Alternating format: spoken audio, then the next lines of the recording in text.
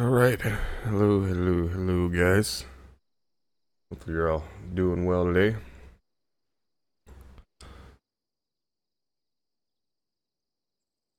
Alright, cool. Looks like Masters and Gates will be joining us.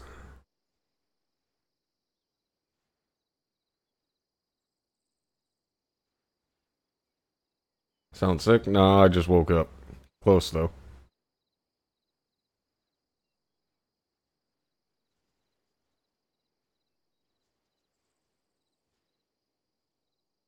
Alright, let's get ourselves unmuted in TeamSpeak and move up to a classroom.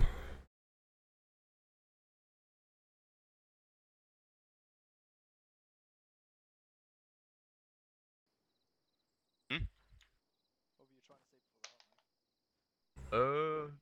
I was asking Ballinger if he's gonna fill in tonight. Assume he is.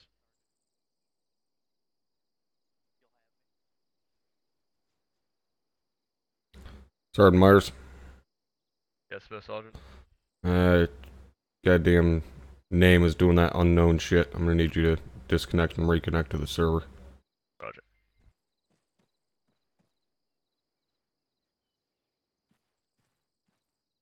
Alright, gentlemen. Welcome to day 2. We're gonna get this going here fairly shortly. Looks like we lost a couple of you from yesterday. One of them did notify me. That being said, we'll have a couple guys fill in today, so we still got enough guys to go through the live fire courses. That being said, first thing we're going to do today is head out and go over the formations course. Show you guys some of the most commonly used formations and explain the pros and cons of those formations to you. Do any of you have any questions before we get going? Go for Sergeant. Go for Sergeant. All right, outstanding. So, before we head out there, well, actually, we'll wait until we get back from the field. So follow me.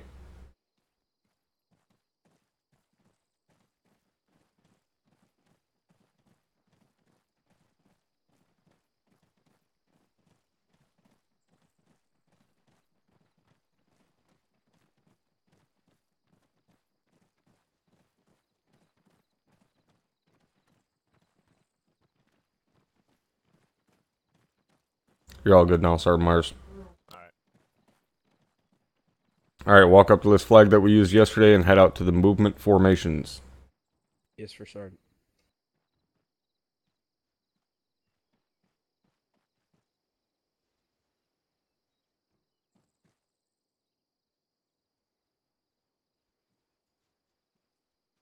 All right, follow me up the tower.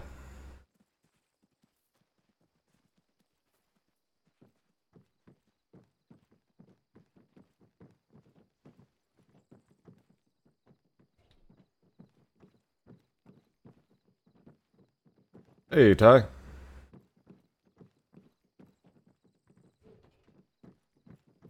It's just because I'm a badass. Where to go?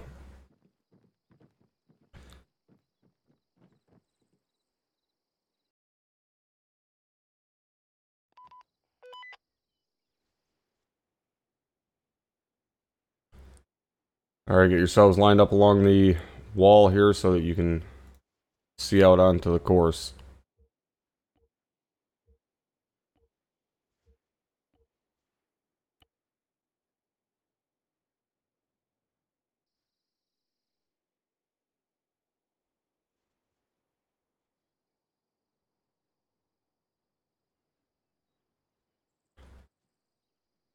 Am I imagining shit, or do those guys all just move into one big fucking formation? Yeah, they're all fucked up.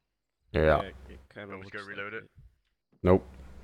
You guys see all the blue arrows? Yes, for Sergeant. Pretend those are people. Works the same way.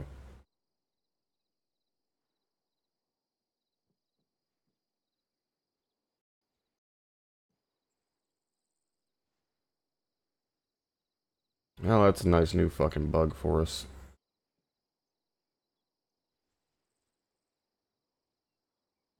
Alright. You guys see my red box out there? Yes, for Sergeant. Yes, for Sergeant.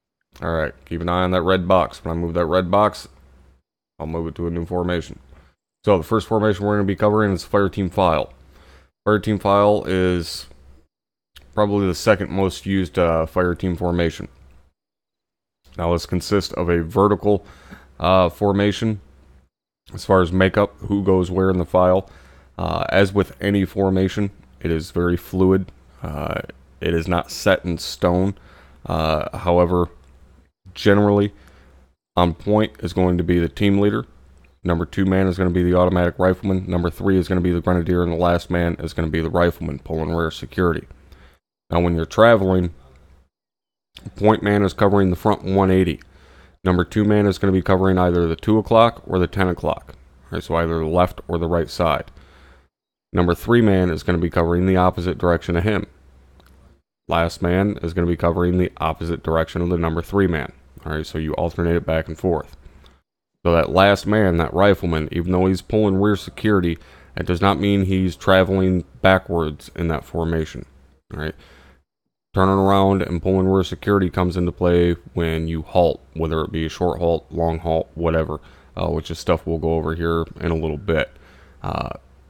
But normally they're covering a sector just like anyone else. But like I said, with this formation, it's very fluid. All right, if say your automatic rifleman is your best point man, then put him on point. If grenadier is the best, then put him on point. It is not set in stone. Now, the spacing you see in between those blue arrows, this is the absolute minimum spacing that you want to have. Now, your spacing is going to be somewhat dictated by your terrain. All right, so if you're in close in quarters terrain, like a town or a dense forest, stuff like that, you're going to close your spacing in. If you're in a large open field, you're going to spread that spacing out. All right, the main rule of thumb you want to keep in mind is that you want to be able to maintain visual contact with all members of your team at all times. All right, is everybody tracking on that? Yes, for Sergeant. All right. Now, the file has very good rate of movement, meaning you can travel very quickly in a file, and it has very good security to the flanks. However, it has very poor frontal and rear security. Does anybody have a guess as to why it has poor front and rear security? Yes, for Sergeant. Who is yes? Private Rainey. Send it. If you were taking contact from the front, for one mind to shoot, they would either need to be firing down the axis of advance, or they would need from their original position, front or back. Yeah, pretty much. You got guys in your way. So number 2 and the number 3 man can't engage to the front or to the rear. Now, where this is somewhat alleviated, especially, is in Mout. If you stop, say along a wall or something like that, oftentimes you'll catch the point man and the last man taking a knee. Right? That way, if something does come up in front of them, that number 2 man or that number 3 man can spin and engage over top of them. All right, and essentially go in what we call high-low. But when you're traveling, it's not really doable. Not in a reasonable amount of time. So it has poor security to the front and to the rear. And that's where the next formation comes in, which is here. That is a fire team wedge. A wedge has a slower rate of movement than the file. However, it has much better security to the front and to the rear, because everybody can engage fairly easily. And if the guys on one of the wings can't engage, they can very easily push up and get online and begin engaging. Now, makeup of the wedge as far as who goes where, again, completely fluid, but generally it's going to be the team leader on point. Then it'll be the automatic rifleman on either his 5 o'clock or his 7 o'clock, depending upon the strong side. The AR goes on the strong side along with the rifleman. All right, so that what you see depicted there would be a strong right. So the AR would be directly behind the team leader there, and then behind him would be the rifleman, and then over on the left side would be the grenadier covering the weak flank. Now, fire team wedge is probably the most commonly used formation. And again, with the spacing on this, what you see here is the absolute minimum spacing you want to have. All right, does anybody have any questions on the fire team file or wedge? No, for Sergeant. For Sergeant. All right. I'm moving on to our next one. This would be a squad file. Squad file is 2 fire team files. The only difference being is right there where the red box is. Those 2 guys in the center, that's the squad lead and the squad medic. All right, everything else is the exact same. Now, pay attention to the spacing on this. Notice the gap in between that team up front and the squad leader and the squad medic in relation to the gap between the squad leader and medic and the team at the rear. All right, this is, without showing the full distance, this is what a traveling overwatch formation would look like. All right, traveling overwatch is a way basically that you spread out your formation, you push the point team out there farther. That way, if they are engaged, it allows your trailing team room to maneuver around the enemy. All right, is everybody tracking on that? Yes, for Sergeant. Yes, for Sergeant. All right, and that's where the next formation really comes into play, because the squad file has all the same downfalls of a fire team file. This next formation is a squad column. Now, a squad column is essentially a fire team wedge at the front. You have your squad leader and your squad medic in the center, and then you have that trailing team. Now, that trailing team can be in fire team diamond, like what you see here. They can be in another wedge. They can be in a file, whatever. But the main thing that squad column is used for is traveling overwatch. So, in a traveling overwatch situation, you would take this point team here and push them out 50 meters or so in front of the squad leader and the squad medic here. That way, if they're engaged, this point team, basically this wedge, the wings on it would open up and you would push up on line with each other. All right, when we say a line, that's a horizontal formation. So you push up on line with each other. Essentially, you're getting up shoulder to shoulder and creating what's known as a skirmish line. All right, so you all push up with each other and create a base of fire. That base of fire then allows this trailing team to push around to one of the flanks over in here and maneuver around the enemy like that. Now, the same goes for if this formation is engaged from the rear. This rear team can push up on line, and that point team can now maneuver around. All right, is everybody tracking on that? Yes, for For Sergeant. Sergeant. All right. Now, the next formation down there on the right, this is a squad line.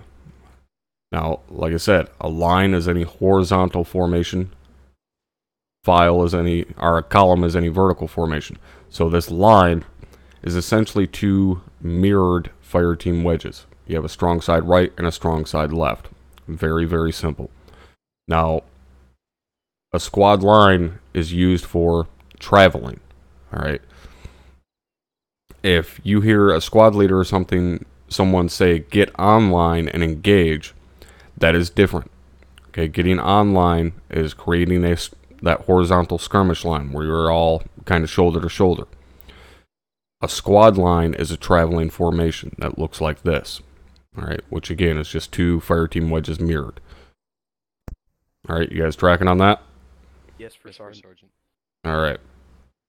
Now the next formation here, it's kind of difficult to see because you can't really see which way the guys are looking. But this would be a staggered column. Okay, so if you imagine where the red box is now, if you imagine that's a road, that is the formation that we would use to travel along that road. All right, so if we're on a road march, moving along an MSR, that is how you will see a squad basically formed on that road. All right, so you have guys in a column on either side of the road, and they're slightly offset from each other, hence staggered column. All right, Very, very simple formation. Works very well for moving along a road. Now, we also use this when working with vehicles. If we have the trucks with us and we are entering a town that is potentially hostile, we will stop short of the town, dismount from the trucks, and we'll push the infantry out in front of the trucks, like what you see over on the other end there. That is kind of the spacing you would see around one of our gun trucks, especially out in front of it. Now, the reason we do this is those gun trucks, while they are a huge force multiplier, they're extremely vulnerable in mount situations. All right, mount being military operations on urban terrain. So when we go into a town, those trucks are very vulnerable. If we were to just leave everybody inside of them, it would be very easy for some ass bag in black pajamas to pop out around the corner with an RPG and hit the truck. Alternatively, if we dismount everyone, push them out 50 meters in front of the truck, we act as a sensor for that truck. So if same said ass bag pops out around the corner to shoot an RPG, he gets hit in the face with 5.56. All right, everybody tracking? Yes, for Yes, for Sergeant. Sergeant. Outstanding. Now, there are two very important things to keep in mind with all of these formations. All right. Firstly, when we begin traveling, we do not stand there and get into a perfect formation before we start movement. All right. You can fall into a formation whilst you are traveling. You do not have to stand out in an open field with your dick in your hand for 30 seconds waiting to get that perfect 45-degree angle wedge. Start moving, get into your formation whilst you're moving. Next part of that is maintaining the proper rate of movement. All right. And what I mean by that is, if you're told to be traveling with your weapons down at a jogging pace, you need to make damn sure that that's exactly what you're doing. All right. If you're supposed to be at a jogging pace, weapons down, and you're moving with your weapon up, or you're crouched when you should be standing, you're going to be moving slower than everyone else, and it's going to fuck up the formation. And especially with that last formation we just covered, whether it be with the trucks or not in a staggered column, this is even more so important, because you have to keep in mind, when we're moving in a staggered column along a roadway, we are going to have the entirety of the ground task force in that formation. So you're going to have 55 guys lined up along the road like that. So if you're up front and you're traveling slower than what you're supposed to be, then you're going to create a slinky effect all the way down that formation until it gets to someone like myself. And then I have to come running up the center of the formation and get up to the front and ask why the fuck you're being stupid. All right, so make sure you pay attention to your body positioning and your rate of movement. All right, you guys tracking on that? Yes, for Sergeant. All right, it's fucking standing. So, what we're going to do now is we are going to very quickly head back to the staging area to get stuff prepared for the next phase. All right, so follow me back down the tower.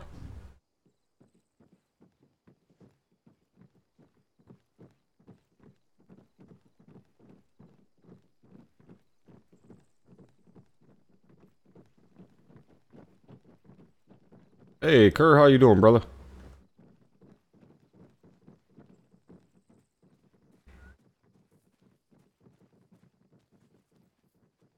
All right, walk up to the red flag and head back to the S3 staging area.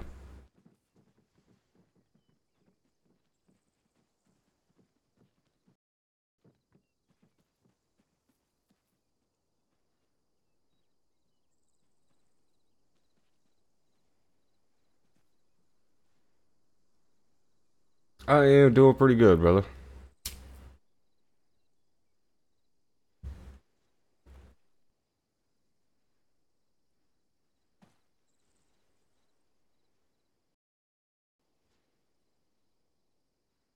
Okay.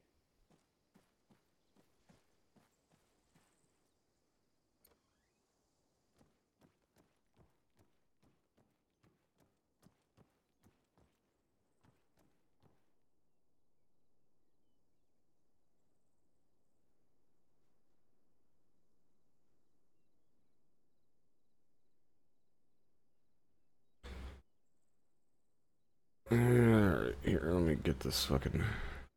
I might start assigning these guys.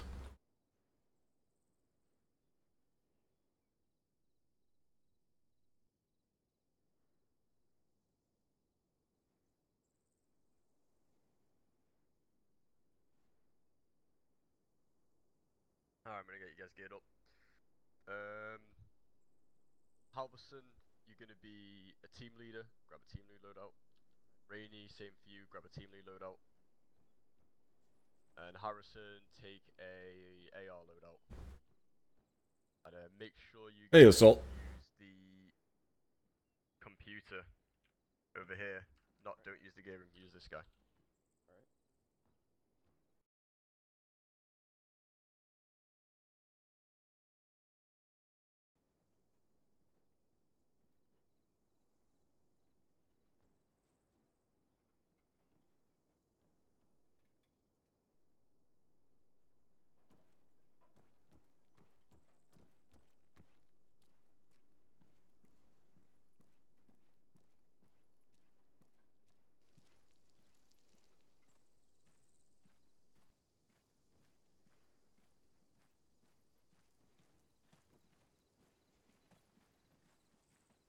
Alright, Gates, you're gonna be my number 4 man for their team.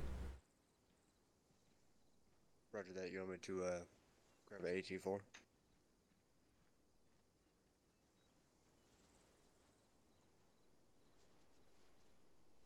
Yeah, go ahead. Make sure you guys have vectors and radios as well. That was my question. Yep.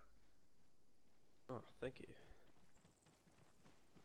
One of those guys is gonna need to grab a thumper. I gave the other one the AR. Do you want me to change him over? There's 2 guys with regular rifles and 1 guy with an AR. So I'll get the team either leads. you didn't assign a grenadier or one of them's stupid. This case here. Can you assign a team lead? The grenadier or not? The radio on the vector. One of them should be a grenadier, one of them should be a team lead, and one of them should be an automatic rifleman. There's 3 guys. Redmond, you're my Mike. Even though we only have 1 team, we can still use medical. Yogi and Bollinger, you're my shooters. It'll still be a little bit before we get out there, though. The conditions. Yep, no take worries. your mag out. Copy that. Yep.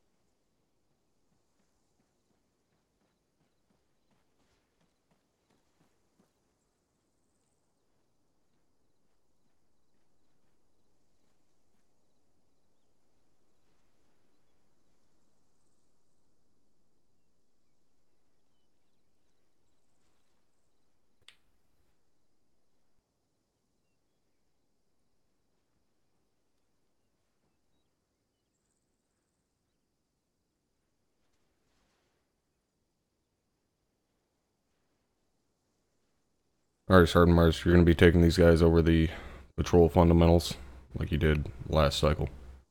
Roger. I'll take over when we get to the maneuver course and or go over bounding and shit like that, and then we'll head over to the live fire course after that. Even though we have 1 team, I mean, you'll be acting actual for that, but we'll have a mic and we'll have the shooters up there. But you'll be taking them over the patrol shit again with all the reports. Yep. Alright, gents. Alright, let's get our radios set up here. So I'm gonna go over patrolling with you. Gonna start with different types of patrolling. So there's 5 principles to a patrol. First being planning. So you always want to go in with a plan, but you need to remember that upon first contact, plans can change. Second one is recon. Always do some form of recon, whether it's with your eyes, satellites, radio, a map. But you always want to know what you're getting into. Third is security. Always maintain a 360 security, all the way down to a fire team level. You always want to make sure that you've got eyes out in every possible direction. Fourth is control. Always be in control of your elements.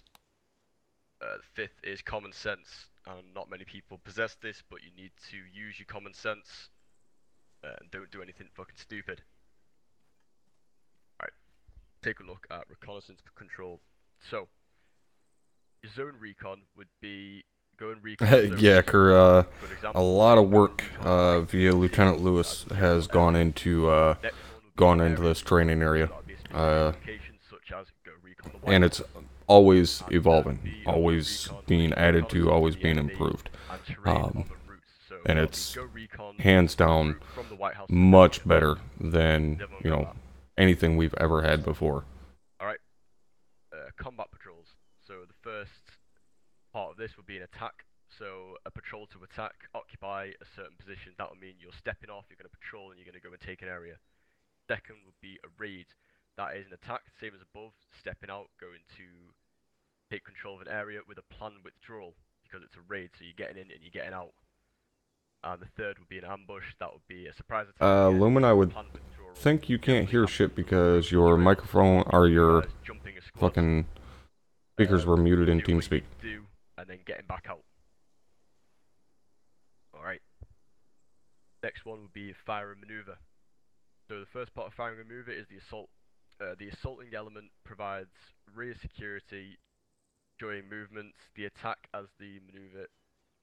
They attack as the maneuver unit of a patrol. So put this into your guys' terms for two. If you had two squads, two fire teams, Alpha and Bravo. Alpha would say go and attack a position while Bravo holds their security. The next is support. The support element provides a base of fire during attacks. They allow the assault element to maneuver around. So like I said before, if you've got two fire teams, Alpha would be going in to say a small compound and clearing it out, while Bravo sits back and gives them security, so watches anyone going in, coming out, gives them some overwatch. That leads on to the next point, security. So the security element provides security for the patrol. They cordon the objective, allowing no one to enter, no one to leave. Alright. Different methods of patrolling or movement. Bounding and Overwatch. So bounding and Overwatch is basically using. It's used to cover open ground quickly while providing protection. The covering units are authorized to fire if a target pops up. Moving units need to be Alright, aware. our course should be loaded by now. That means if you guys are facing in a direction, Or maybe not. Flag's not up. Make sure if you are going to open up, you're not going to hit someone on the back of the head.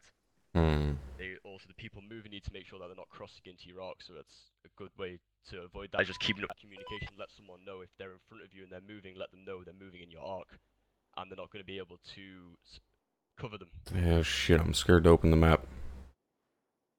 This Let's see if it makes me crash. 3-second pass in open terrain, so good examples, if you're moving across a field, if you do spot someone, the quote we use So is, far, so good. sees me, I'm down. That means if you're moving across the field, you spot a target, maybe a couple hundred meters. Lucifer, thank you for the follow. Because if you can see him, he can probably see you, and you need to get down, make yourself as small as possible, start communicating to the support element. Right. Alternative bounding. This is a faster way to move, but it's a lot less safe. Oh, now it finally fucking goes up. You son of a bitch. Each element moves past one another, so both start on the same point. Alpha would move up, maybe 50 meters. Once they get there, then Bravo would move up a little bit further, bound past them, and you guys would kind of keep going forward, kind of like walking. Successive bounding is a little bit slower, but it's safer to move. This means that each element plays catch up. The element that moves first is never moved past. All other elements have to stop at their position and line and hold the point. So Alright, let's get some stuff lined up here. Meters on the left-hand side of the field, and then once they get there, Bravo then moves up and gets back in line with Alpha. Next section of movement will be peeling. This is used to disengage from contact and move towards cover while providing return fire.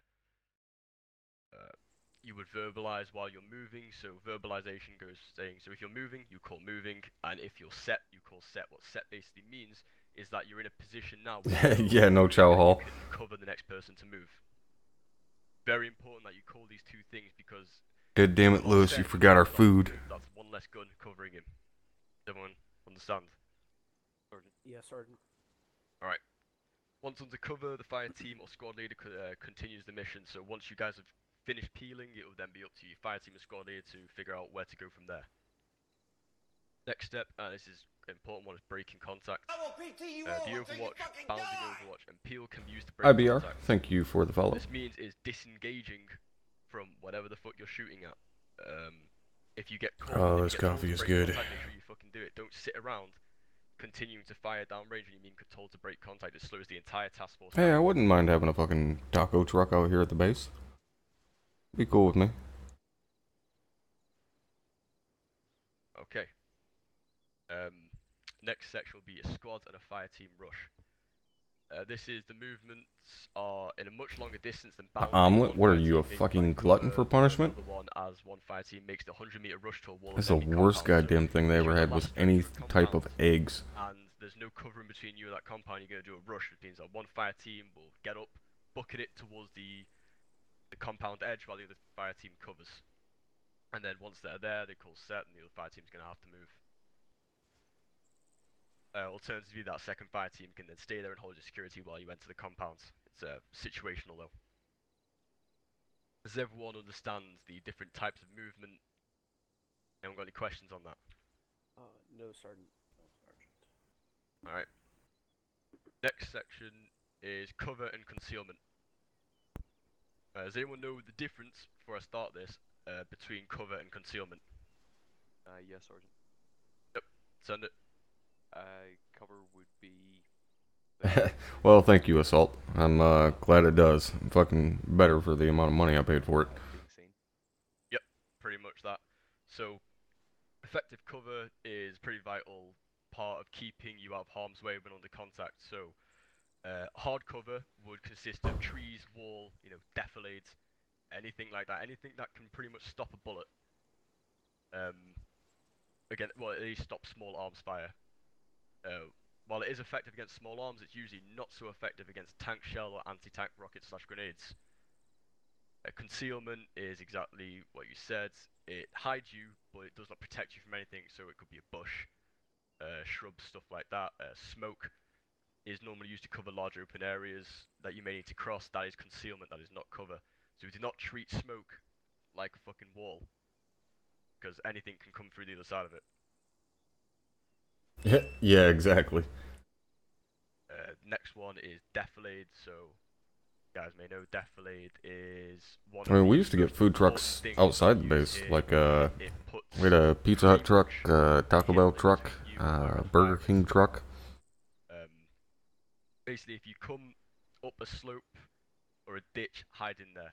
You're covered from direct fire, but not indirect fire, so obviously it's not going to cover you from mortars, etc. But it also does conceal you as well. The only downside to defilade is whatever ditch you're in, your backside is going to be exposed. So you need to make sure, again, if you're in defilade, you want to maintain a 360.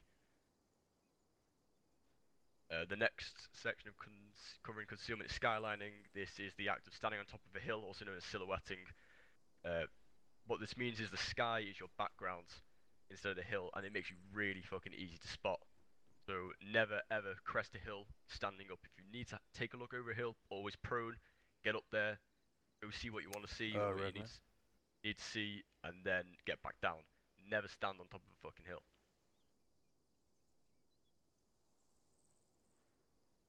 Yeah, exactly. Skyline's so goddamn much, you'd be a Bob Ross fucking painting.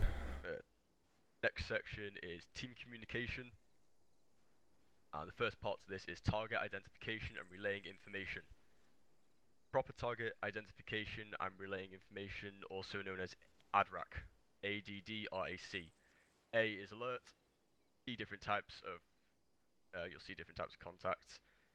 D is direction. So the most important one, or one of the most important ones, is a compass bearing, a cardinal direction, left, right, front, or rear. Yeah, those food trucks are amazing, but they're also terrifying.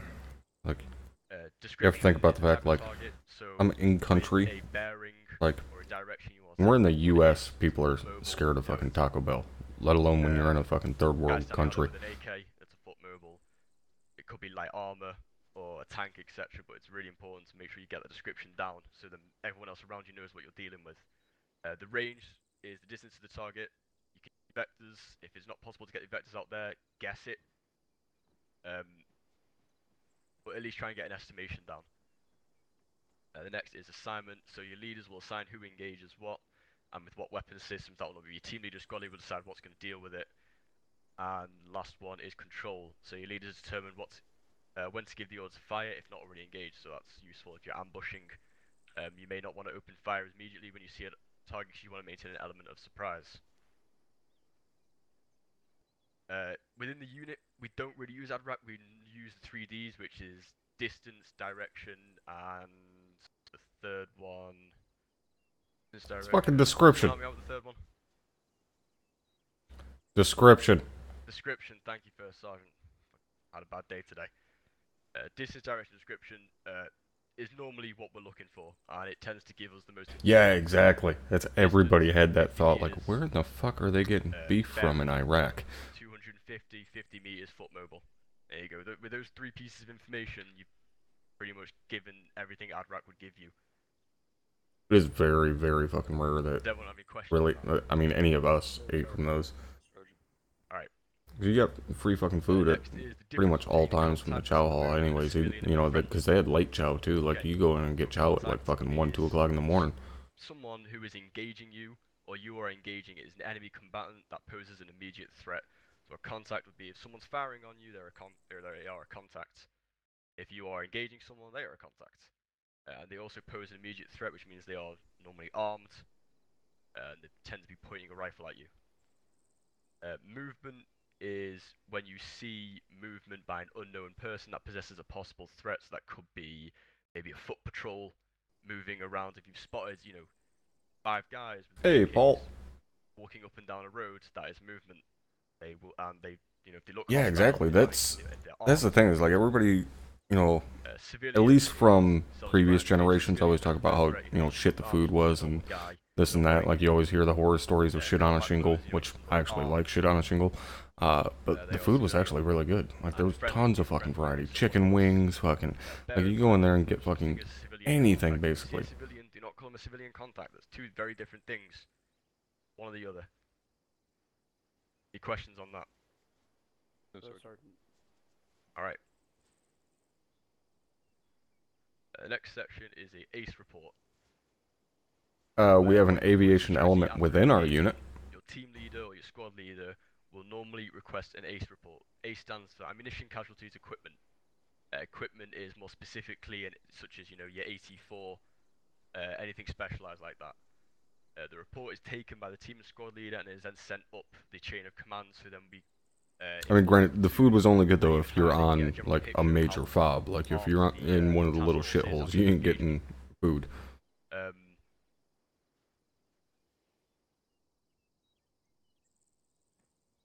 Wait, one second. Bear with me one moment. Oh, right on, Paul. I noticed you hadn't been around for a while. Glad everything fucking worked out for you. Use colors for the ACE reports. If, for example, you get asked for an ACE, if you're low on ammunition but not completely out, you'd be red. If you completely have ammunition, you'd be black, and it works your way up from there. It works all the way up to green. If you're green, if you may have gone through 1 magazine of 5.56, I'll still consider you green. You need to look at your ammunition though. You need to give a detailed ACE report. Just because if you get asked for an ACE report, do not just come out with it saying, "Oh, I'm green," because you may not be. And it's important that the squad knows who's less armed than others, so that you can sort of spreading ammunition out. Until you fucking die! That's one of the biggest things is people will call up that they're green all across the board. Cerarial, thank you for the follow-up. It's especially important to if you've used your AT4, call it up. Make sure you call that you're black on AT, which means that you don't have an AT4 in your team. Then let your squad leader know that he can send that up and let platoon aware that your squad is no longer effective at taking out any armored targets. Okay, next is your salute reports. So salute is size, activity, location, unit type, time, equipment, echoing orders, and verbalization of orders. Sorry, scratch the last bit. So yeah, size, activity, location, unit type, equipment. Similar to your 3Ds.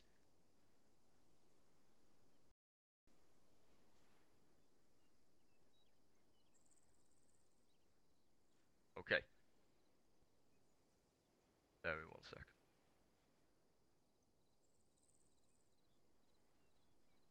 Alright, the next section is echoing orders. This is also really important. It's self-explanatory. It's simply saying the phrase "say again," or saying the orders again. saying them out loud as well. Make sure you're on a decent voice volume if someone is requesting orders again, and you pass them down the chain to your fire team leaders. So if a squad leader gives you an order and it's a detailed order, you want to make sure you pass that all the way down your chain, if not adding more detail to it. Yoki's breaking the fourth wall. This also keeps everyone in the squad, informed. You have a good knowledge of the situation, etc. Stuff like that. They announced that in 07? Well, fuck, it took them forever because we still had them in 10, from 10 to 12. Well, actually, no, because the second year we didn't have them, but we were in Baghdad, so they didn't have them. They're at fucking Camp Freedom or whatever the hell it was called at the time. But in like the ass end of 2009 to 2010, we had them at Camp Adder. But Camp Adder was also a ways south. You're reloading. Just call out. Just say I'm reloading. That lets him know that even if he doesn't have a visual contact on you, he can still hear you talking. That means that people don't, get left behind. People don't go down for minutes at a time, and no one's noticed. But that was the last. Make sure you don't stay quiet. It was like right after that when they got rid of the bazaars too.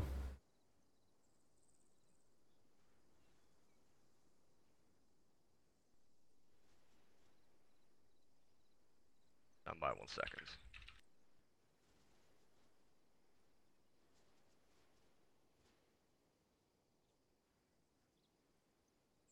Yeah, it took quite a while. Do you have any questions on that? No, Sergeant. No, Sergeant. Alright. Couple of things I'm going to point out here. As Sergeant Myers went over with you guys what a contact is, what a civilian is, friendly, so on. He already pointed out there's no such thing as a civilian contact. That being said, have any of the three of you ever heard of the phrase declaration of hostile intent? No, for Sergeant. Alright. A declaration of hostile intent is essentially how we deem whether or not someone is hostile. Alright. Now, for a normal uniformed army, that's not exactly difficult. So for our current deployment, not hard for us to do. However, we do work in a lot of areas where civilian populace is allowed to carry weapons. Or weapons that you would not normally see in everyday life walking down fucking Nowheresville, USA. So it is not uncommon for us to see some random fucking farmer with an AK-47 on his back. That being said, that is where a declaration of hostile intent comes into play, is when we are fighting a non-uniformed army that likes to mix itself in upon the civilian populace. So, if a foot mole is carrying a weapon, they are not immediately deemed hostile in an area like that. However, if they verbally threaten yourself or other friendly lives, that is a declaration of hostile intent. They are now deemed hostile. You are cleared to engage them. If they have a weapon and they raise it towards yourself or friendlies, that is a declaration of hostile intent. You're cleared to drop them. Alright, do you guys understand this? Yes, for Sergeant. Yes, for Sergeant. Alright. Now, when dealing with civilians, there's a proper escalation of force when dealing with civilians. Alright, the normal way it's taught is the 6 S's. Shout, shove, show, shoot, shoot, shoot. Obviously, we can't shove. We don't have that ability in ARMA. So we shorten it down. We get rid of that. Alright, so it's shout, show, shoot, shoot, shoot. What that means is, if a civilian is approaching you, and they should not be approaching you, you will yell to them to either stop, move away, whatever the situation calls for. And you will continue relaying that order to them throughout the entire process. Alright, in a clear, concise manner. If they fail to comply with your orders, then at that time, you show. Alright, which means you raise your weapon and show them that you are prepared to defend yourself. If they still do not comply with your orders, then you fire a warning shot. That warning shot should be about 3 feet off of their foot. Alright, so you fire to either one side of them or the other and put it in the dirt right where they can see it. Same goes for vehicles. You do not fire a warning shot over the top of a vehicle. Fire it into the ground next to it. Next one is a disabling shot. However, this is only used on vehicles. Alright, you do not fire a wounding shot into a foot mobile. Alright, we are not allowed to fire a wounding shot. So that's only for vehicles. Now, if you're disabling a vehicle, you go for the tires. Alright, going for an engine block, yeah, sounds great, looks cool in movies, except when we're working with the gun trucks, you hit the engine block of a vehicle with a 50 caliber, there's a good chance it could punch through the engine bay and hit the occupants inside of it, thus defeating the fucking purpose of disabling the vehicle before they get to you. So you take out the tires. Last one is shoot to kill. Alright, that one's pretty goddamn simple. If after disabling their vehicle, they still keep coming at you, you drop them. Alright, has anybody got any questions on that? No for Sergeant. Alright.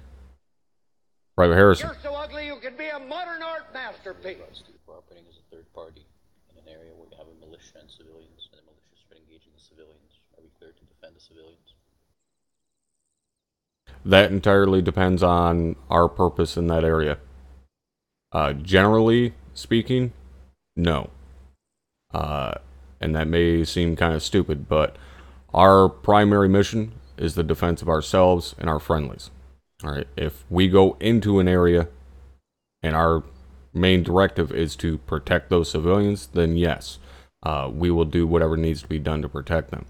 But generally speaking, our job first and foremost is to protect ourselves and our friendly elements, because we are a combat element. We are not a policing unit. Alright? But like I said, civilian lives are very high on the list, but they still fall underneath ours. Now that leads into my last point that I'm going to point out. People often have the misconception that the United States military will not engage a holy building. I can tell you from experience that is 100% untrue. Alright? It doesn't matter if it's a mosque, a minaret tower, a church, fucking synagogue, whatever. If the enemy has occupied that building, it is no longer a holy building. It is now an enemy fortified structure. That plain and simple. We will do our best to cause as little damage as possible, hearts and minds and all that bullshit. But we will do what needs to be done to protect friendly forces. So if that means we have to drop a fucking 500-pound GBU on a minaret tower to get rid of a sniper, we'll do so. Alright, so don't think because you see an enemy run into a mosque, oh, I can no longer shoot at him. No, fuck that. Alright, you do what needs to be done to eliminate that threat. Alright, everybody tracking on that? Yes for Sergeant. Yes, for Sergeant. Alright. Alright, so what we're going to do now is head out to the actual maneuver course and give you guys kind of a dry run on some of the maneuvers and stuff that you'll be doing on day 4, as well as explaining things such as LDA, linear danger areas, how to cross those, how to properly set up security, so on and so forth. Alright, so you guys are going to move over to that second flag over there with the white flag on it. You're going to head out to the movement course. Sergeant Myers, go ahead and take them out there.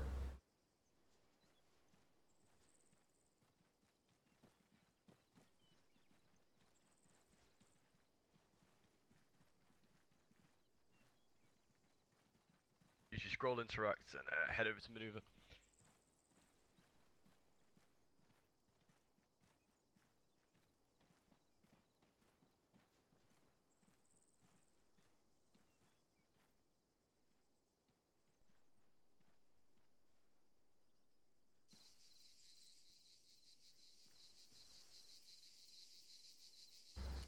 Did they pick the wrong flag? Yeah, they went out to the fucking other one way the fuck over there. God damn it. Did I say maneuver course or did I say movement course? I don't fucking remember. I believe said you said maneuver. maneuver course for Sergeant.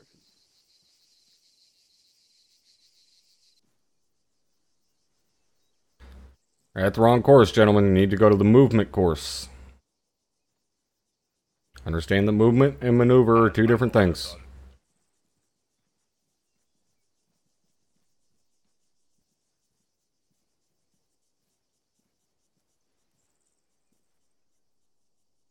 Movement.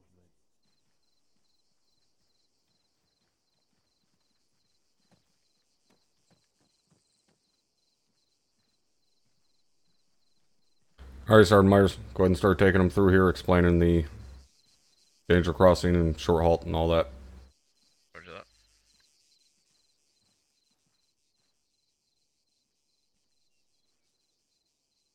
Alright. Step over here. 750 people? Fuck, I wish there was 750 people. Granted, I don't know, I'd call it lame if your dumbass is sitting here doing the same thing. Go over is And on top of that, bitching about it. across the street also. I guess that makes you a special kind of fucking retarded. Oh, god damn it, Aaron, did you already ban him? How the fuck am I supposed to make him look like a window-licking fucking retard if you ban him before I get to say anything to him? It's gonna be a little bit hard to demonstrate, but if there was 2 fire teams, Alpha and Bravo, and you are moving up towards the danger crossing, let's say in a And square wedge. Taco, brother, thank you for the 10 spot. I appreciate it, as always, bro. Over to the danger crossing, and they would set up in this formation. This does not mean that you just cross the roads and, you know, willy-nilly, like, and just get into the position. What you want to do is you want to have the first 2 guys, normally a buddy team, would come up over to the road. Follow me over here.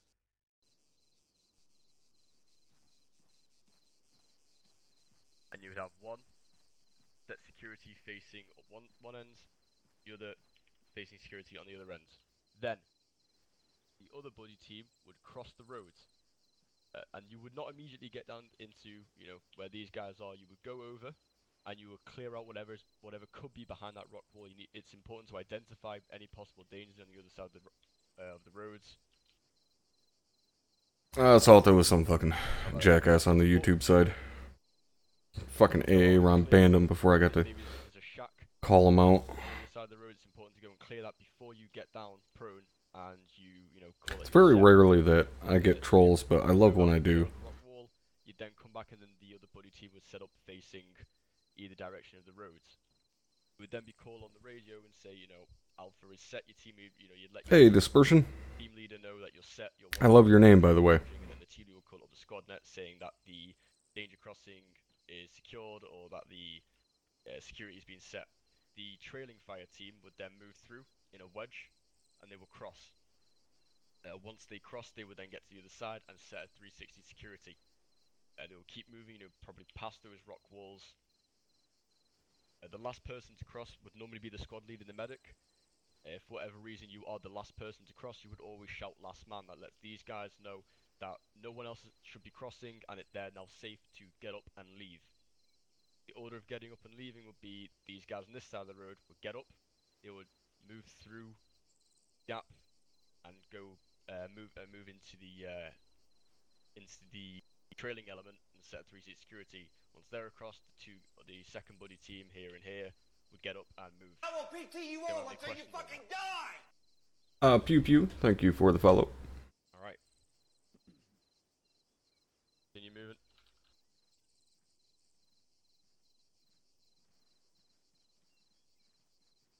You also want to make sure that the space in between these 2 guys is about this. You want to make it big enough. Yeah, it's cool. It's, dispersion is something we have to preach to these guys all the time.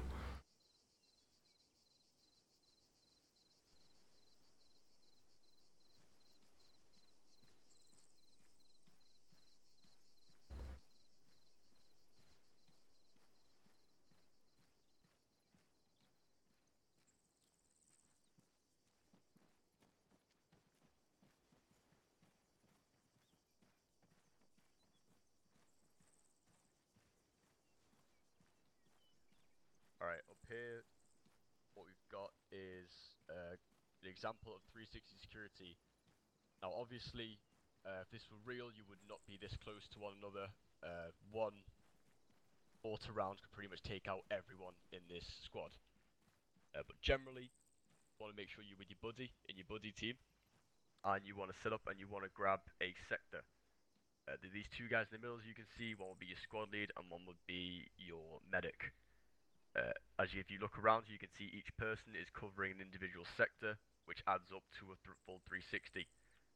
Squad lead is always facing, not always, but in this example, the squad lead is facing directly forwards, and your medic is facing directly backwards. Yeah, I agree, Nissan. Nightbot is nice. Makes my job easier. This would normally be called maybe after an engagement, or if you're just covering a general set. Well, I should say most of the time makes my job easier when it's fucking working properly. Sometimes it's a fucking douchebag. Cover an area. This is kind of what you get into. Pretty much a perfect example of 360 security. Like I said, those spacings will be a little bit bigger.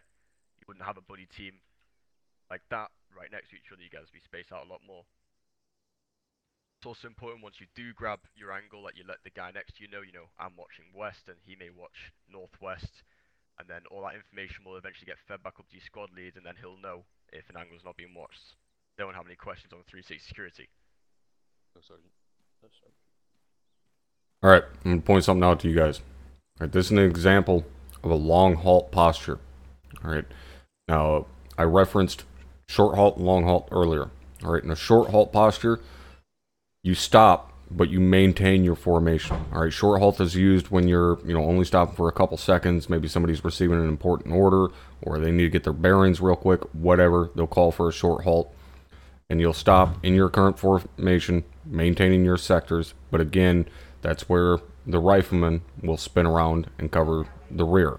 Alright, now this, in a long halt posture, that is where you'll set up 360-degree security.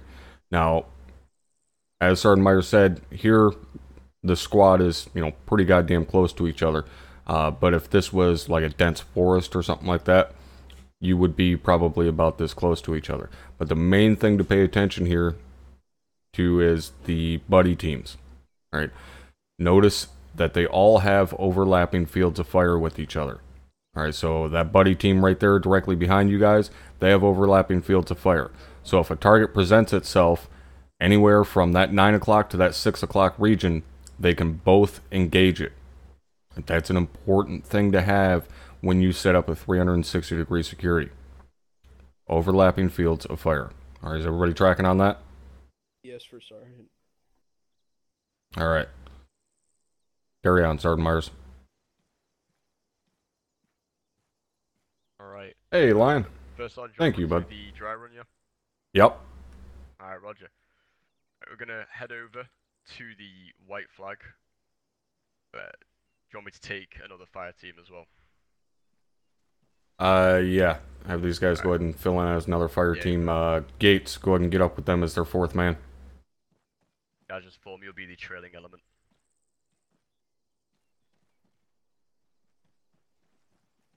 Alright, everyone on me, we're gonna begin movement at that white flag over there. Myers, you up on 3-1? Yeah, sir. Alright, I don't remember you having those guys go through their PCC, so they need to do their radio checks and get their radios and shit all set up before they go through this. Roger, I'll call it. Make sure they assign their fucking buddy teams and 2 ICs as well.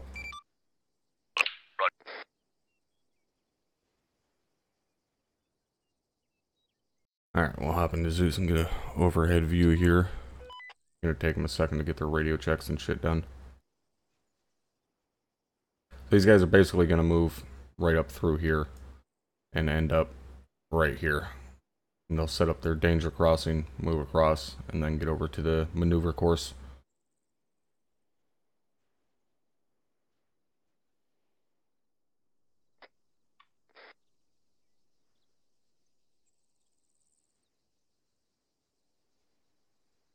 I will PT you all until you fucking die! Tasty, thank you for the follow.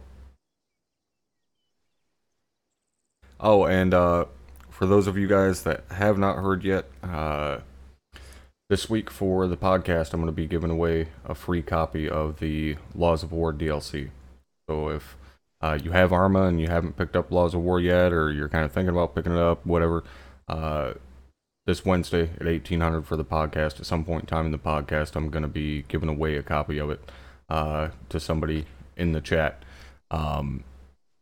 And I'll also be making an announcement for another giveaway that, well, more of a raffle, but you guys will probably want to take part in that one. I'll say this. If you have a shitty graphics card right now, you're gonna want to be there Wednesday. Region Lima Charlie 100.1 over. Typical. Thank you for the follow. Gates radio check 100.1 over. BG 5x5 at 100.1 over. This is Bravo, radio check on frequency 100, 100, over. Halverson, radio check 100.1 over. Roger. BG 5x5 100.1 over. Copy, out.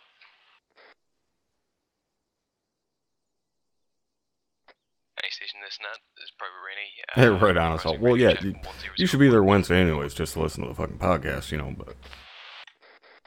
Region Lima Charlie 100.1 over. Solid copy, out.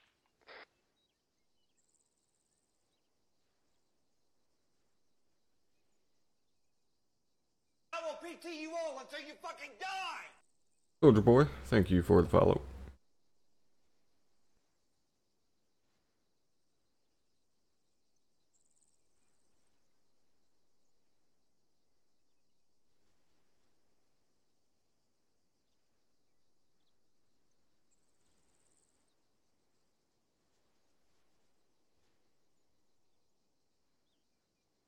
Hey, son of a bitch, I need more Any station coffee. this net, Private Rainy requesting radio check on 100.1, over.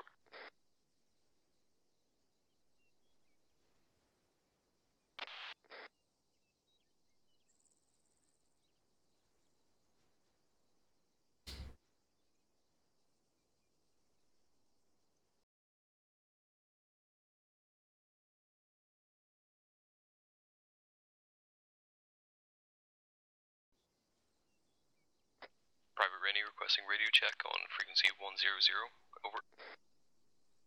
Satchel Ray Lima Charlie on frequency 100 over. Solid copy, out. You don't read him Lima Charlie on 100, Myers. They don't do fucking radio checks on SquadNet with their name.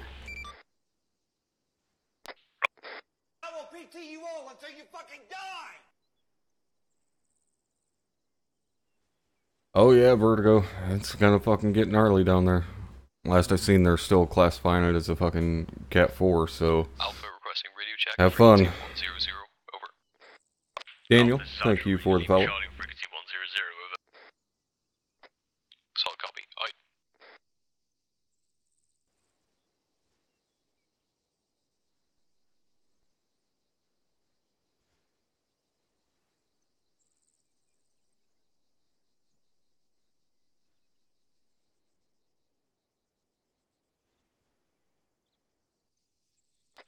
Alpha Bravo.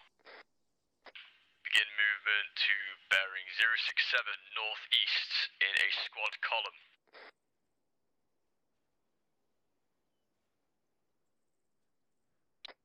Bravo copies. Alpha needs to take us. I should have learned to surf, yeah. Alpha team lead, position to LDR, left or right. Mike.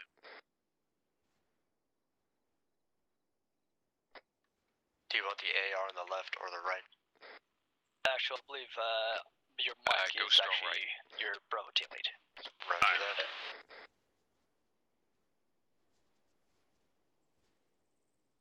Yeah, as long as you know how to swim and Alpha, avoid the remember, fucking you don't gators. have to sort yourselves out there and then you can move into a formation.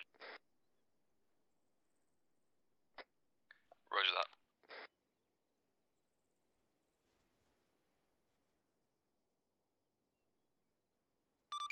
Brewer is off comms, 2 mics. Alright guys, I'll be right back. I'm gonna take a quick piss and grab a Once cup we of hit coffee. RP1, we're going to go ahead and short halt. Short halt is when you guys stay in your formation, you just take a name. This is Alpha, roger that, actual.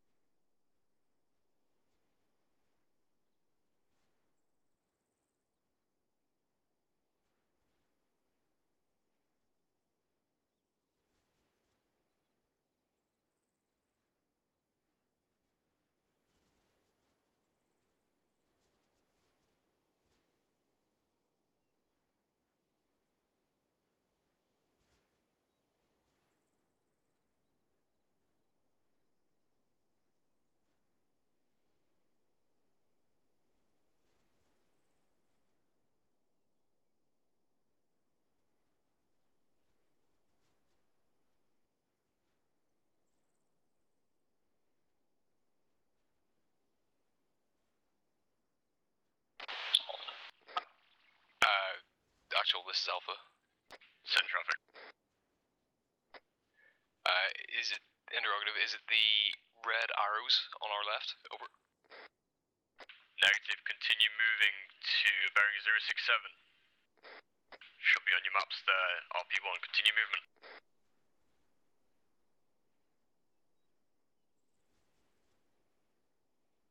Head towards that white flag. Roger that. Right.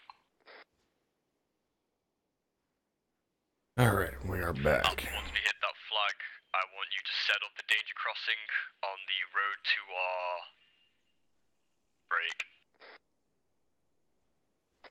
Road to the northeast, I want you to set up a danger crossing Bravo, I want you to cross. I really need to fucking get a new goddamn mouse. Fucking right click is dying on this Naga. Harrison and I will cover the first section of the, Which sucks because I love this fucking mouse. Roger that. One of these days I'll fucking buy a new one. Harrison said.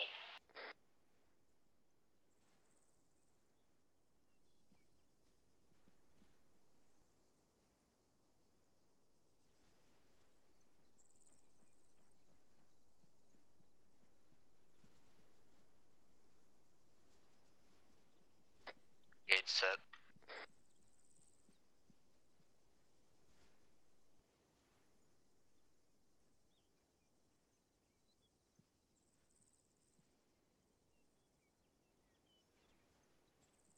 No, Donch, it's not. I've had this thing for fuck like 3 years, maybe 4.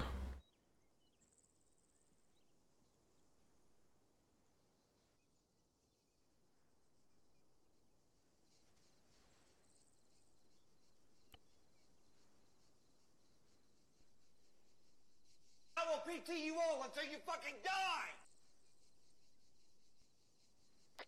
Bravo cross. Matt Zubs and Brandon, thank you for the follows. Also Daniel, sorry I missed that one. Yeah, exactly. It's lasted a long time. Like, I'm definitely happy with how long it's lasted. I'll probably just end up getting another Naga.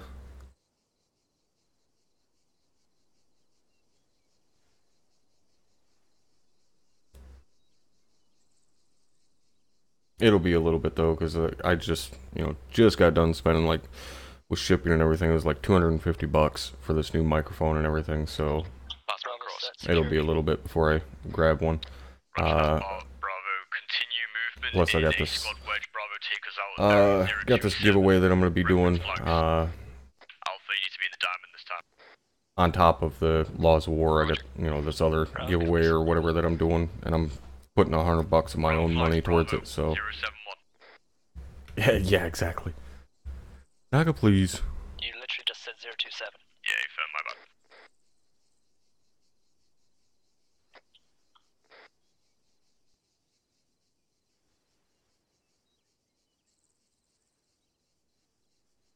Once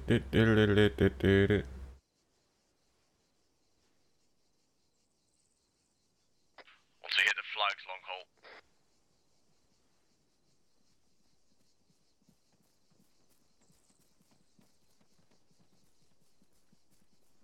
And long haul tier, hit the flags. Harrison watching north. We got northwest. Rooney, Yates, take southeast. Roger.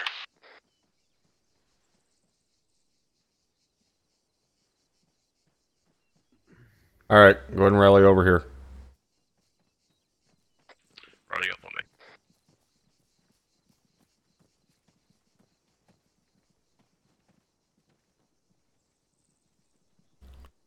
Alright, didn't look too fucking horrible from my perspective. And the fuck are you standing over to the side of me? So that gives you guys a basic idea of what it's like to travel or move in a formation. Alright, now like I said earlier, Movement and maneuver are two different things. All right, movement is generally called as traveling. All right, maneuver is when you are engaged or preparing to engage someone. All right, you're maneuvering either on that enemy or you're maneuvering to get in a better position to engage that enemy. So that's where this next course comes into play, and this is a bounding course. All right, this will be so that you guys can practice both successive and alternating bounding, the two things that Sergeant Myers went over earlier. All right, bounding Overwatch is something that we do a lot. All right, and it's one of the bases to fire a maneuver. All right, at no point in time is an element maneuvering unless there's another element covering them. All right, now for bounding, this can be done on any level. It can be done at a fire team level with buddy teams bounding. It can be done at a squad level with fire teams bounding. It can be done at a platoon level with squads bounding. All right, so you can do it. Doesn't matter how many people you have. All right, as long as you have one element that can cover and one element that can move or maneuver. Sorry. So what you guys are going to do is, with the addition of your fourth man private gates, one buddy team is going to take the left wall, one buddy team is going to take the right wall. All right, and you guys are going to go through this bounding course. Now the way this works is that one team will call set covering. Once that team calls set covering, the other team will call bounding. Once they call bounding, then they'll start pushing up to the next piece of cover, or in this case, the next rock wall. Now the things to keep in mind here: when you call set covering, that means your rifles are downrange, ready to engage any potential threat. All right, it does not mean you're fumble fucking around behind cover trying to get yourself in position. All right, set means you're in position. Covering means that your rifle is downrange, covering that other element. You guys understanding that? Yes, for Sergeant. 1 out of 3 is a little terrifying. So do you guys understand that? Yes, for Sergeant. All right. The next part is when the other element calls bounding, you have to keep in mind that you as a team leader generally are going to be the only one to hear someone call, that they're set covering, and then you call that you're bounding. All right, because the majority of the time, you bound at a team level. All right, so say Alpha team is covering, Bravo team is bounding. All right, with that in mind, you can't call bounding on squad net and just immediately start moving, because you're going to leave your entire fucking team behind. When you're doing buddy team bounding, that's not an issue because you're all on the same net. All right, but just keep in mind that you need to relay those orders to the rest of the guys in your team. You can't just instantly start moving and leave your guys behind, because you're going to be out there 20 meters ahead of everybody with no one beside you. All right, so keep that in mind. But again, in this situation, it doesn't matter as much because you're all on the same team net. All right, so team leader and AR, go ahead and move over to the left set of walls. Grenadier and Rifleman, go ahead and move over to the right set of walls. Stand by to move.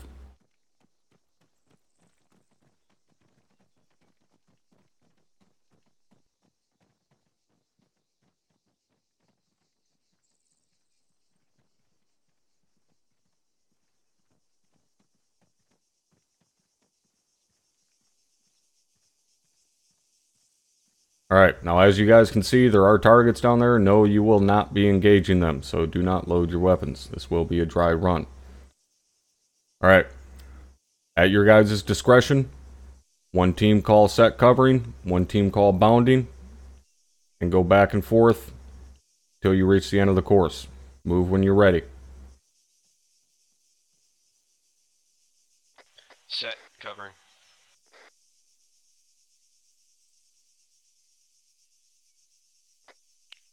This is Rennie. Who called that? Over. Halverson, I'm on the right.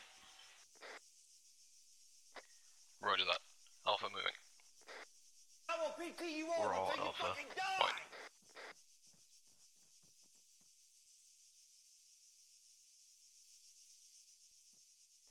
Set covering. Bounding.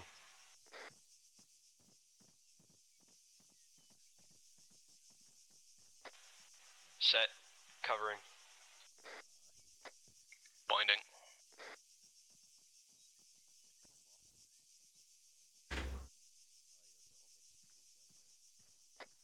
Set. Covering. Bounding.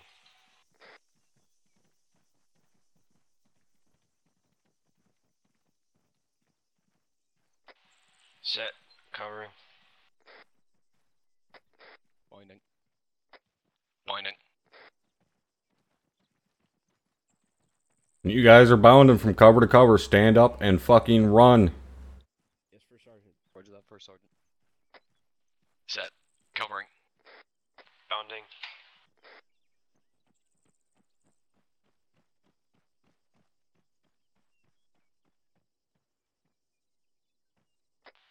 Set. Covering. Winding.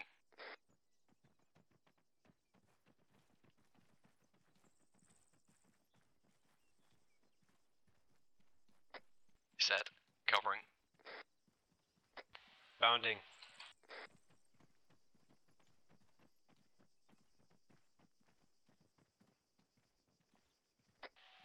Set and covering. Winding.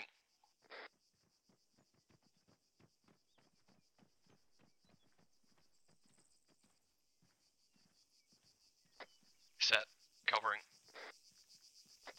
Bounding.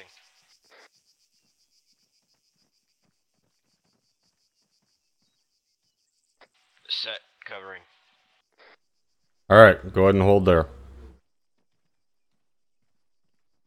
Alright, go ahead and rally up here in front of me.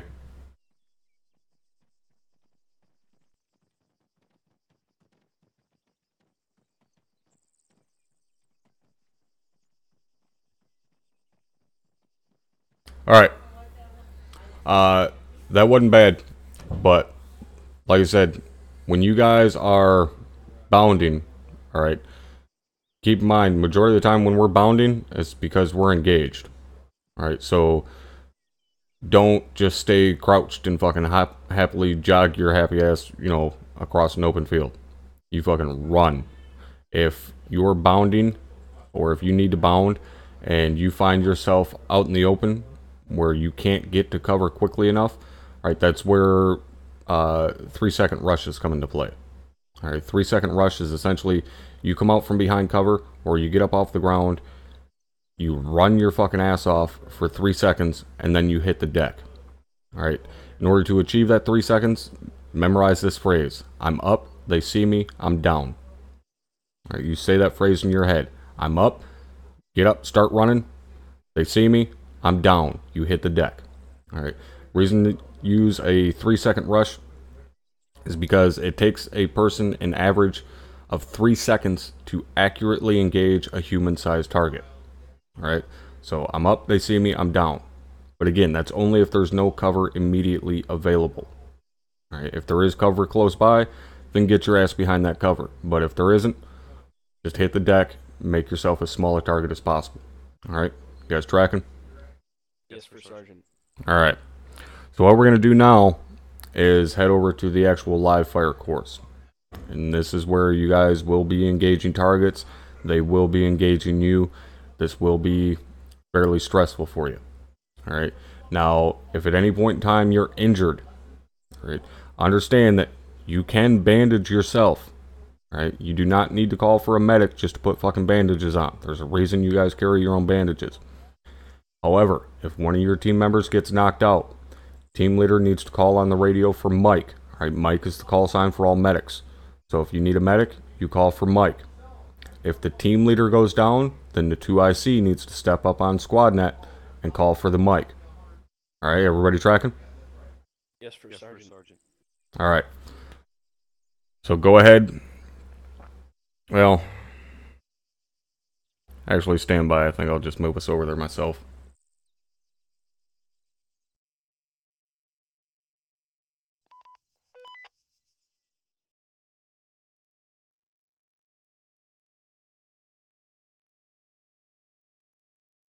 Shit, now I'm lost. What the fuck is the goddamn building? Please don't crash.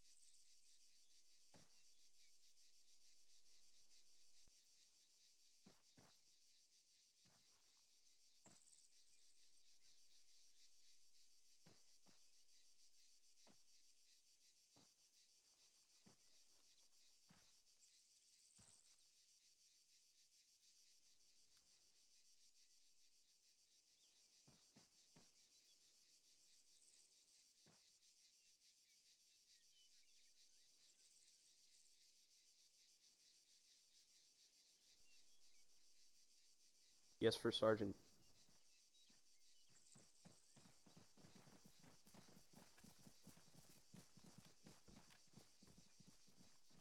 Sergeant, we're gonna run this just as one team. I can't hear my fucking rifle. Gates. Alright, Roger.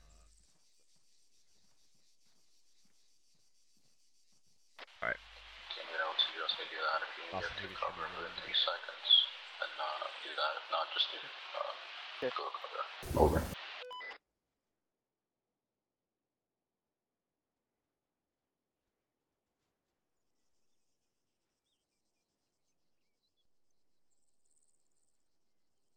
Are we rolling with one fire team or two? What's up, Masters? One fire team. Am I going with you guys or? Yeah, you'd be running with them as an extra guy. Okay. Yep. Masters, make sure you get into The group? yeah, make sure your radio set. Yeah, right. Shoot to the west side, guys. You're on Sorry, Harrison, say again. Suggesting move on the west side. Whatever's better for you. Probably the... Yep. Let's do the squad net. Alpha, this Marsh is ready to check frequency 100.1 over. Zero 100.1. She's scared of me? Ah, come on now. Not that scary. Alright, so yeah. Unfortunately, I can't hear.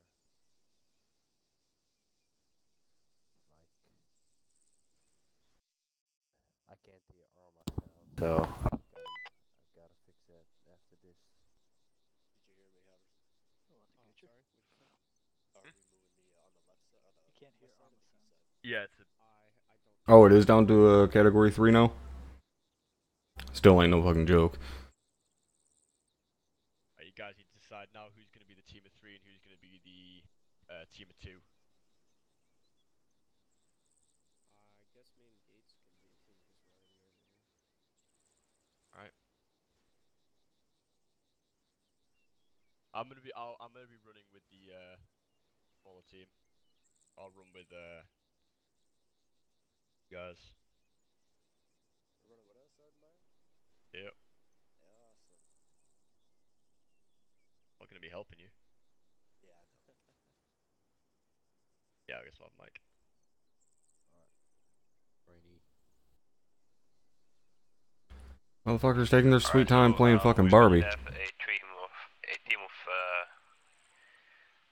3, right? Like 2 teams of 3, you guys. You don't want to be separating the squad leading the mic. That's I sent Ferrero a fucking thing yesterday because Ferrero's in Florida.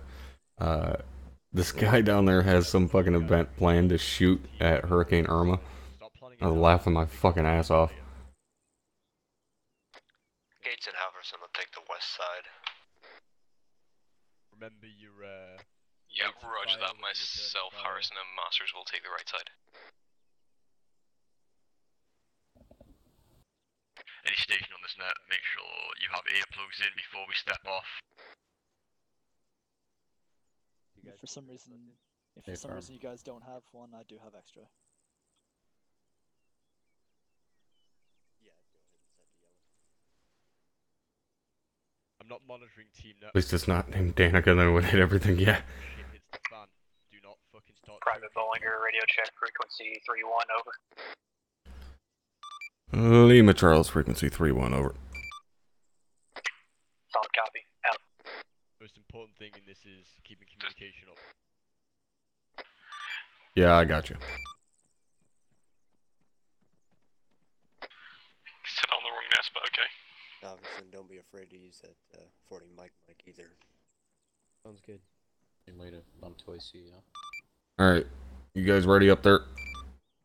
Make sure you utilize your smokes as well if you feel like you need to use Hey, from cheeky Russians, that says. yellow smokes for concealment. Roger. Alright, Sergeant Myers, go ahead and pull them down off the Hescos. They are clear to begin whenever.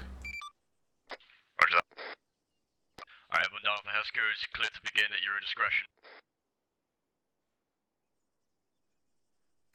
Lock and load. Condition 2. Tesco filter? Yeah, roger that. I'll load my... Yeah, it's pretty good Make timing, sure your Persia. safety's off too. You don't want to hear that click. Yeah. That's always just I the will worst. PT you all until you fucking die! By 11:50. Thank you for the follow. Figuring out who's gonna go first. Gates and Halverson will move first. Roger that. Alright, we're moving time now. Want me to clear the fire? Or we're waiting for them to move? Yeah, you're live. Are they up in the towers? Yep, they're up in the bunkers. Set, covering. Winding.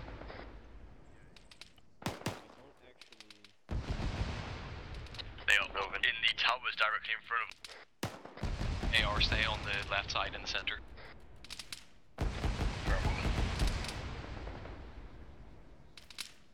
Seven, this is 2-1. I'm not monitoring team net, so covering. Sure you'll let me know if I'll communicate. Yep. Why are they both still sitting there? Oh, that smoke ain't gonna fucking cover shit. Just sit around, keep moving. Keep communicating, keep bound.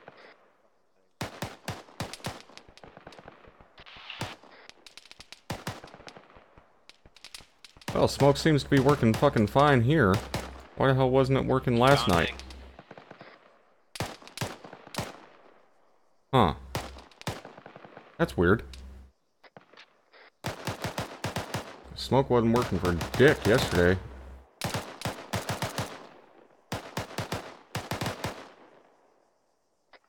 Set, covering. Now the covering element can't see shit.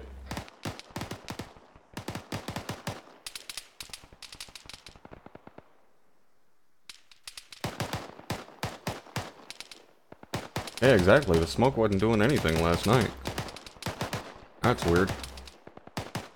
I'll have to load up the map template when we get done here and see what's going on. Are you guys set over there? Roger, set, covering. Master shit, he's bandaging right now. Let's move.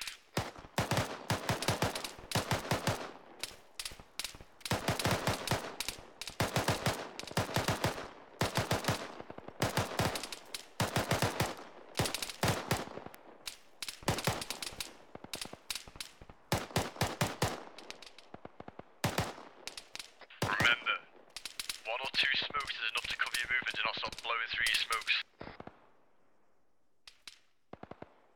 Bounding. And now they can't see shit again.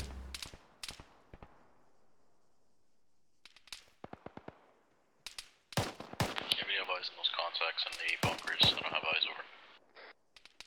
Alright, we're set and covering. Command bandaging. Okay, set, cover. Set. Binding. Defeats the purpose if you throw the fucking smoke 2 seconds before you start moving.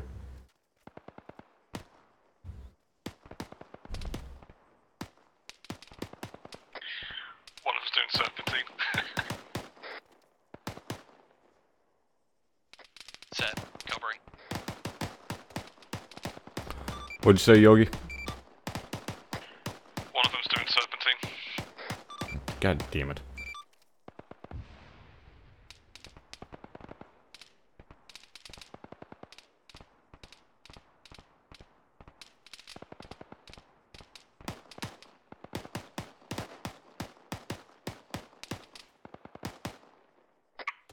Yogi, there's a cord in the cargo net OP tower.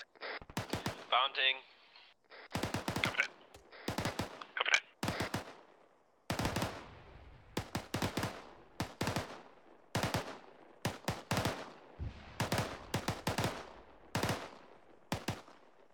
Set and covering. Roger, binding. Affirm. Let's move forward. Fuck off, Luster. You don't get to call dibs. Smoke it.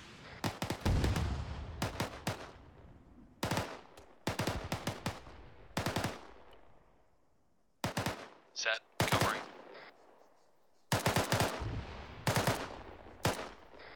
Reloading. They're all set. Should I pop smoke? Yeah.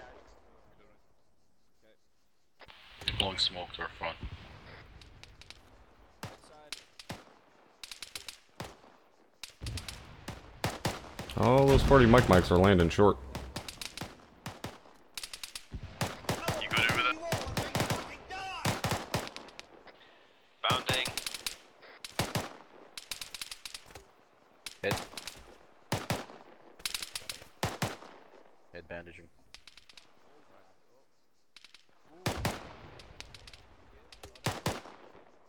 Yet again, they have smoke directly in front of their fucking element that's supposed to be providing covering fire while they're moving. Monsters, fire smoke, throw a smoke grenade out in front of us there. Okay.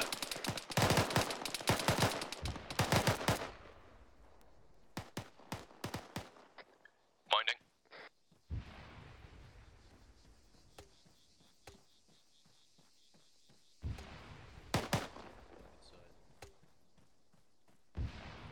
Masters can give me range on the top of that hill.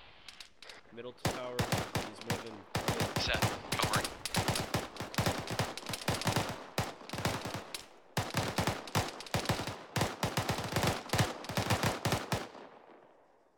Reloading. I'm not in a position of effect right now, but now Identify it where the should be next piece around of cover is 300 to, no, actually 250 Run out to of fucking 200 meters. I'll be at 250 meters. Bunker on the right side.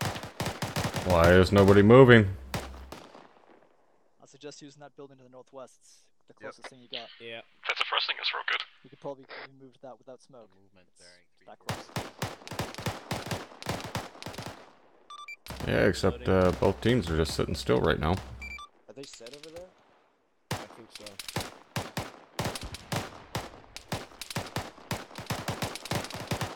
One guy right what's the guy? Eyes on. 343. Yeah, that's about it. Put it back, up. Guys, go. Yeah, I'm good. Continue to fucking move. Bounding. Go. Use the building. They're running in the open without any smoke. Are we moving? There's a guard.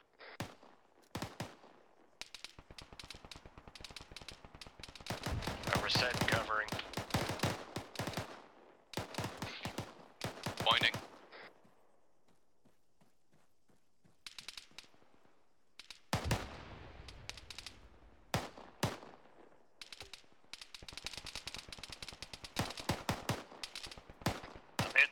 Disregard red smoke.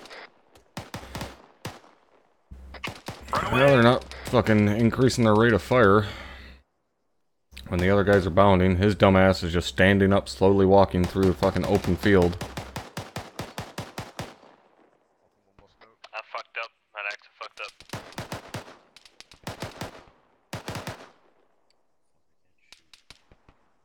Identify the next piece of cover and move to it. Push up to That, like, tin area.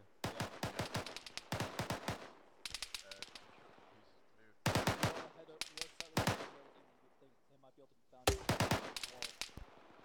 Pass that over the Okay. Right. I'm gonna bound. Bounding. Okay, we're moving.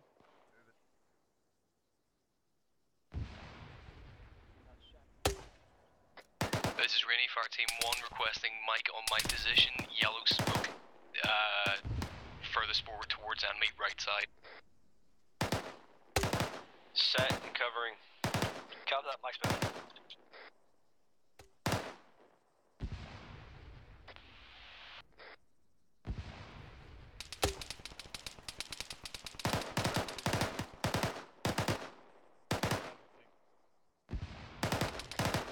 Is the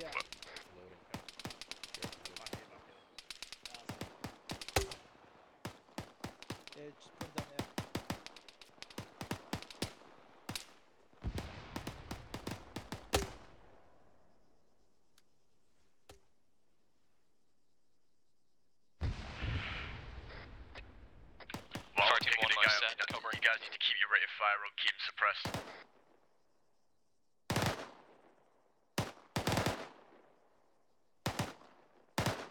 Again, smoke directly in front of them. Right, you're up. Move to the cover.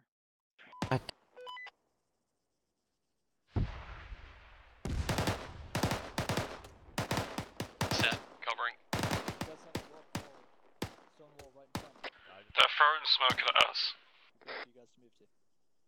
Yeah, disregard that red smoke again.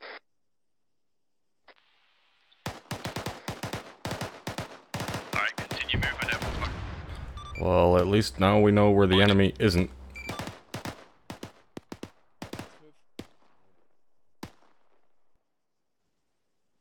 Why are both fucking elements throwing smoke?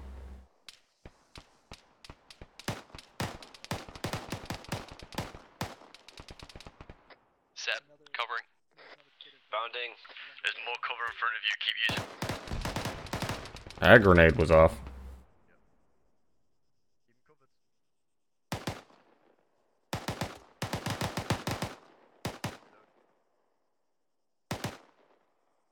Set. Covering. Binding.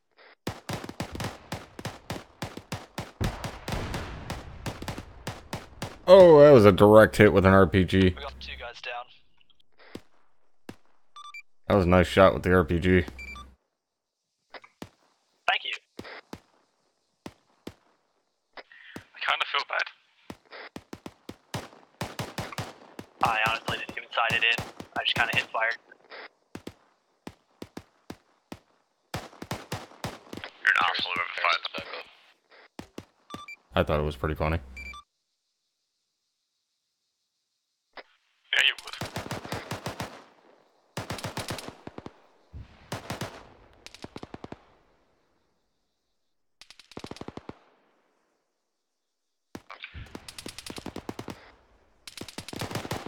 Harrison's combat in effect advantage.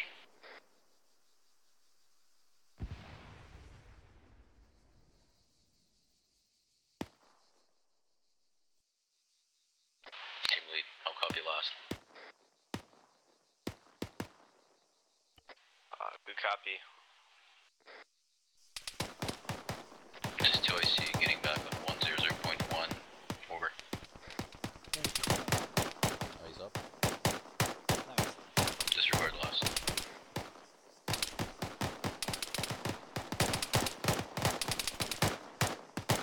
Ready to get back up. Continue moving. Roger that now.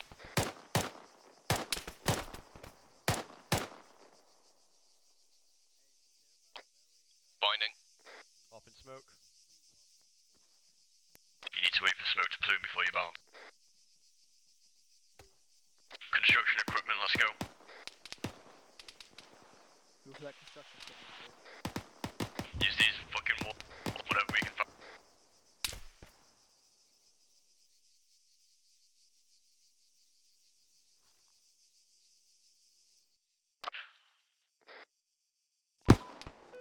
Set. Covering. Alright, did a pretty good job spreading out and making use of the cover there.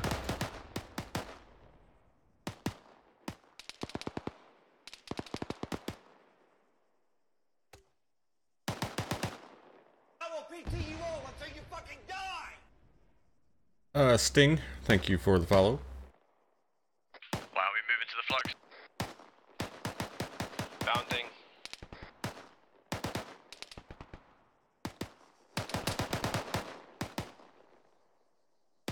Alright, ceasefire, ceasefire. Ceasefire, ceasefire. Copy. Ceasefire. Oh, I was getting another RPG. Keep suppressing your weapons, condition 4. Go ahead and get yourselves changed and then make your way down here when you're ready. Roger. Affirm. Hey, firm. Make sure everyone's bandaged. Yeah, I'm good. I'm good. Rally up on me. Moving up to the flags.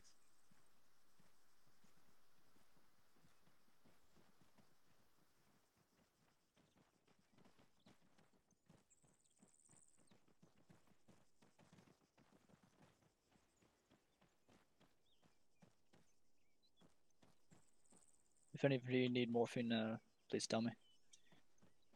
Master test. 1 times.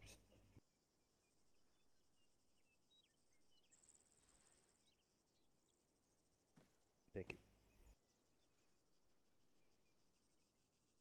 All right, gentlemen. What do you think? You have a good time on that?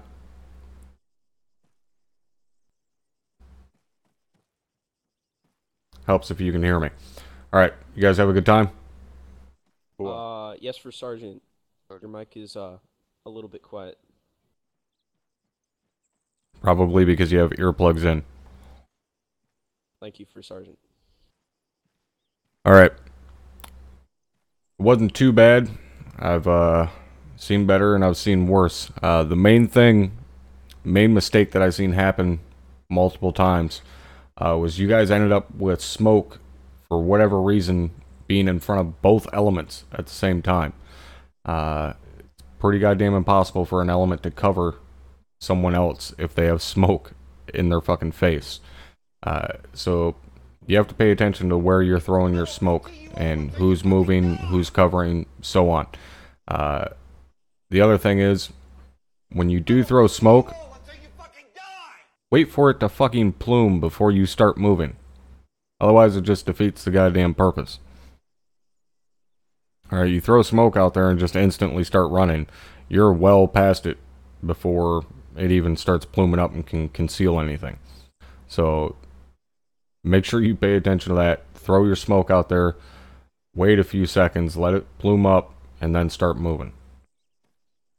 Sergeant Myers, anything you want to point out from your perspective as acting actual?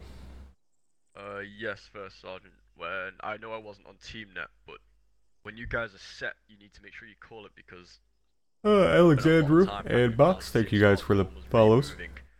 As soon as that team call's set, you need to identify where the next piece of cover is. I know once you get past the HESCOs, it's a little bit harder because, you know, got walls and shit like that. You got the And Battleground, thank you for the follow. Once you guys identify that piece of cover and the other team is set, you need to get moving. You need to get through this quickly. If you sit behind a position, the enemy's going to zero on you pretty quickly, and like we saw, they fired an RPG because they knew exactly where we were. And nap time sounds good, man.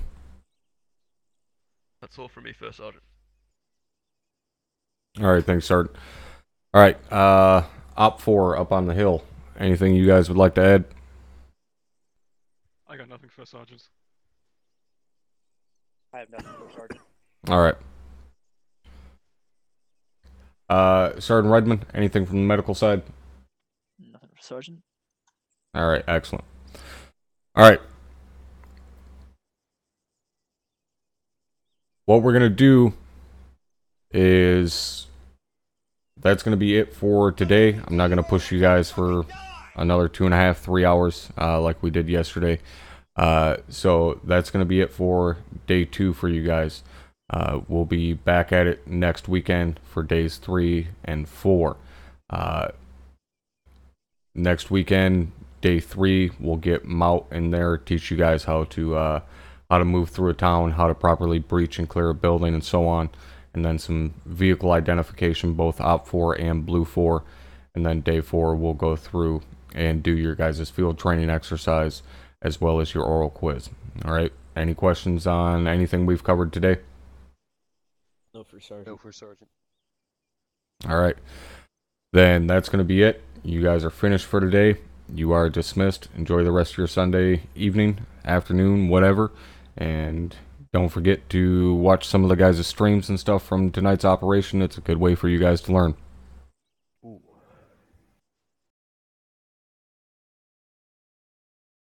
Alright guys, that is going to be it for day 2. Hopefully you guys enjoyed. And we'll be back live here in about 5 hours for Task Force Bravo's operation, where I will be Zeusing. So if you guys want to, see some Zeus gameplay, then make sure you're here later on tonight.